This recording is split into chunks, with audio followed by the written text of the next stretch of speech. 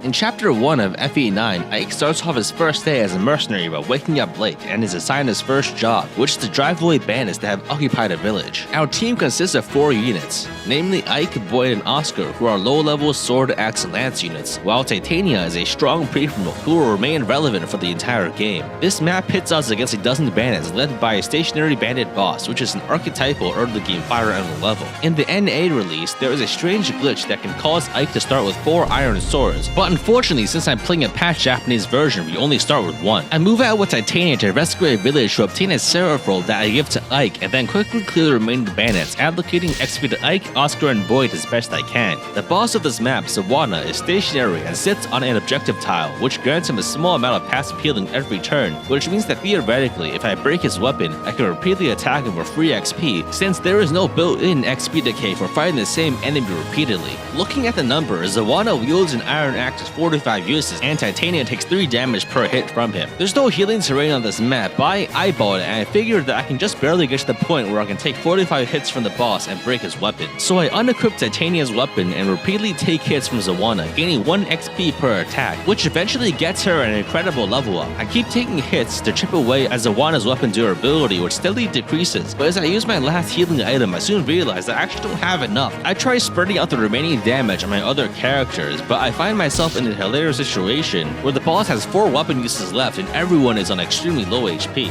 At this point, I would only need a single vulnerary to finish breaking Sawana's weapon without any casualties, meaning that if I saved that extra vulnerary charge in the prologue, I would have prevailed, but unfortunately I didn't, so all my efforts in this chapter have come to naught, and I will not be able to get all the free XP that I wanted. I figured that such a substantial error this early in the playthrough does not spell well for the rest of the run, so I decided to commit and finish breaking the weapon at the cost of Boyd, Oscar, Titania, and Ike's lives. Sawana's iron axe is broken, but unfortunately so are all my characters, causing an early end to the first attempt of this Fire Emblem 9 Maniac Mode Ironman.